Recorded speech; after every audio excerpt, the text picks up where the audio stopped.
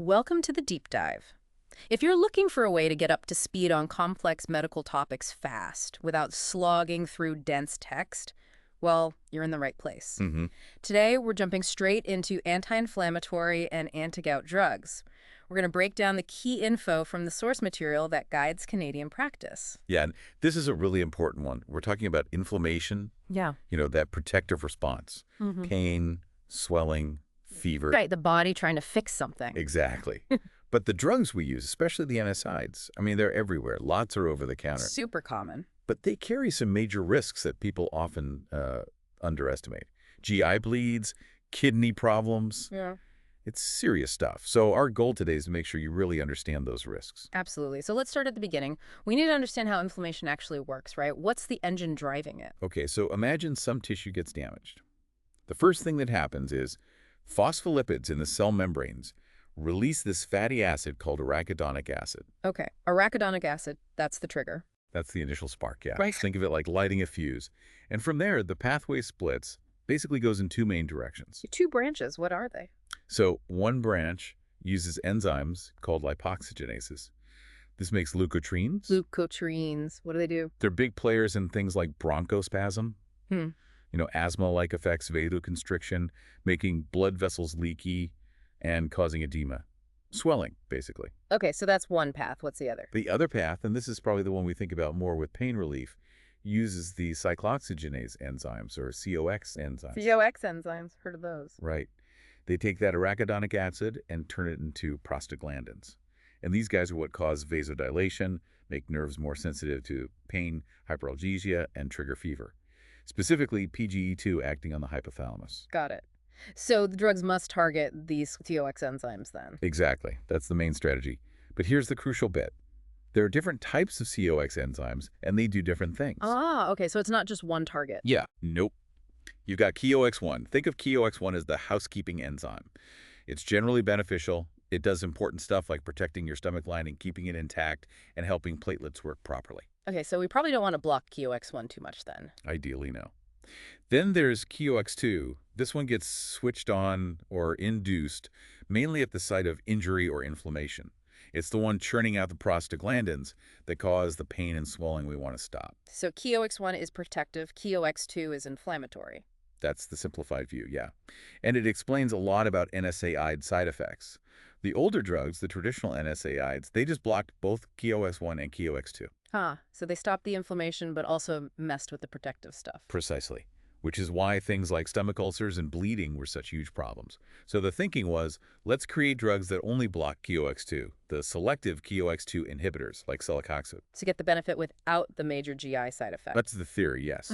Hit the inflammation, spare the stomach lining. We'll come back to how well that worked out. Hashtag nonsteroidal anti-inflammatory drugs, NSAIDs. All right, let's talk about the drugs themselves, the NSAIDs. Non-steroidal anti-inflammatory drugs. Huge group, right? You said over 30 available. Yeah, it's a really diverse chemical group, but they all generally aim for those analgesic, anti-inflammatory, and antipyretic fever-reducing effects. Think headaches, arthritis, period pain, gout flares. The workhorses, where do we start? Aspirin. You gotta start with aspirin. Acetylsalicylic acid, ASA. It's the original, the prototype. And it's actually unique in how it works compared to most other NSAIDs. How so? It's an irreversible inhibitor of COX-1 inside platelets. Irreversible. Okay, what does that mean practically? It means that once aspirin hits that COX-1 enzyme in a platelet, that enzyme is knocked out for the entire lifespan of that platelet. It can't make thromboxane 2 anymore, which is needed for clotting. And platelets live for about a week? Roughly 7 to 10 days, yeah. So even a low dose of aspirin has this lasting antiplatelet effect. That's why it's so important for secondary prevention of heart attacks and strokes for people who've already had one. But the source specifically says not for primary prevention, right? Not for people who haven't had an event. Correct. The bleeding risk outweighs the benefit in that population, generally. Okay, moving on. We have other classes. Acetic acid derivatives. It includes indomethacin, but the one to really flag is ketorolac, brand name Tortidoi. Ketorolac. Why flag that one? Because its pain relief is incredibly potent. It's often compared to morphine, used for moderate to severe acute pain, like post-op pain. Wow. But there's a catch, I assume. Big catch. Because of serious risks, especially to the kidneys and the GI tract, its use is strictly limited. We're talking 5 to 7 days maximum. 5 to 7 days, that's it. Doesn't matter if the patient is young, healthy. Doesn't matter. The risk profile is just too high for longer duration. It's a short-term fix only. Okay. Good to know. What else? Then you've got the propionic acid derivatives. Ibuprofen is the big one here, the prototype. And naproxen is probably the second most commonly used NSAID overall. Right, ibuprofen, naproxen. Very familiar. And finally, those selective COX-2 inhibitors we mentioned. The main one left on the market in Canada is celecoxib, Celebrex. Only one left. What happened to the others? Others like rofecoxib, Vioxx, and valdecoxib were pulled. Big controversy. Turns out, blocking only COX-2 actually increased the risk of cardiovascular events. Heart attacks, strokes. Oh, wow. So trying to avoid the GI risk led to a heart risk. That's what the data showed, unfortunately, which brings us right back to the core dangers of all NSAIDs. We need to spell these out clearly. Okay, the triple threat. You called it earlier. Let's hear it. Listener, pay attention here. The first, GI risk, still the most common, and it can be fatal. Bleeding, ulcers, perforation. It happens because you're often inhibiting that protective COX-1. Sometimes for high-risk patients, doctors might add another drug like misoprostol to try and protect the stomach lining. Okay, GI risk number 1. What's 2? Kidney risk. Your kidneys use prostaglandins for normal function, especially regulating blood flow when things are stressed, like dehydration. NSAIDs block those prostaglandins. So they can damage the kidneys. They can cause acute kidney injury, yeah. The risk is much higher if someone's dehydrated or if they're already taking other drugs that stress the kidneys, like diuretics or ACE inhibitors. Got it. GI, kidney. What's the third? Cardiovascular risk. This is the one highlighted by the COX-2 inhibitor issues, but it applies to most NSAIDs to some degree. An increased risk of thrombotic events, blood clots leading to heart attack and stroke. So not just the COX-2 selective ones. No. The warnings apply more broadly now. Diclofenac, high-dose ibuprofen, like over 2,400 milligrams a day, and the COX-2s are often highlighted. But the risk exists across the class. It's why they're absolutely contraindicated for pain relief right after coronary artery bypass graft surgery, CABG. CABG surgery is a definite no-go. And pregnancy. Should be avoided, especially after 36 weeks gestation due to bleeding risks for mother and baby. And crucially, let's talk about kids. Yes, this is vital. Aspirin. Absolutely contraindicated in children or teens with flu-like symptoms. The risk is Reye syndrome. Reye syndrome, what is that exactly? It's a rare but devastating illness. Acute encephalopathy, brain swelling, and liver damage. It can be fatal. That link with aspirin during viral illness is strong. That's why acetaminophen or ibuprofen are the go-to for kids' fever and pain. No aspirin for flu or chickenpox symptoms. Hashtag toxicity and overdose management. Okay, let's shift to toxicity. What happens if someone takes too much aspirin, maybe chronically? Right, so chronic overuse leads to something called salicylism. The classic signs depend a bit on age. In adults, the most common thing you hear about is tinnitus ringing in the ears and maybe some hearing loss. Tinnitus, okay. And in kids? In children, it often shows up more as hyperventilation and CNS effects, drowsiness, confusion, agitation. And what about a massive acute overdose of aspirin? That's a serious medical emergency. Figuring out how bad it is isn't just about how many pills were taken. It's also about when they were taken relative to when you measure the blood level. Time matters. Hugely. There are tools, like the dunomogram, which plots the serum salicylate level against the time since ingestion. It helps guide treatment. And the treatment? It's intensive. You need to prevent more absorption, correct the body's fluid, electrolyte, and acid-base balance. Salicylate overdoses often causes a nasty metabolic acidosis, and sometimes you need to actively remove the drug from the body. How? For severe cases, hemodialysis can be life-saving to pull the salicylate out of the blood quickly. Okay. Now, what if someone overdoses on, say, ibuprofen instead of aspirin? Is it the same? Generally, no. Overdoses of non-salicylate NSAIDs like ibuprofen are usually less dangerous. Treatment is more supportive, maybe activated charcoal if they get to the hospital quickly, managing symptoms. And dialysis, does that work for ibuprofen? No, hemodialysis is typically not effective for removing most non-salicylate NSAIDs. Different chemical properties mean it doesn't get filtered out well. Hashtag shared Antigout drugs. Okay, let's switch gears now to a specific inflammatory condition, gout. Ah, yes, gout. Very painful, I hear. What's the underlying problem? It boils down to hyperuricemia, too much uric acid in the blood. Uric acid is just a normal waste product from breaking down purines, which are found in our cells and in certain foods. So too much uric acid. So What happens then? it can crystallize out of the blood and deposit in tissues, especially joints. And these uric acid crystals are like tiny, sharp needles.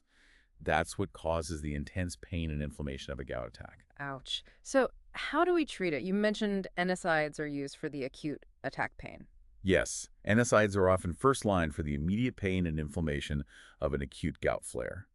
But for long-term management or for people with recurrent attacks, we have drugs that target the uric acid problem itself. There are basically three different approaches. 3 strategies. Okay, what's the first? Strategy 1 is to stop the body from making so much uric acid in the first place.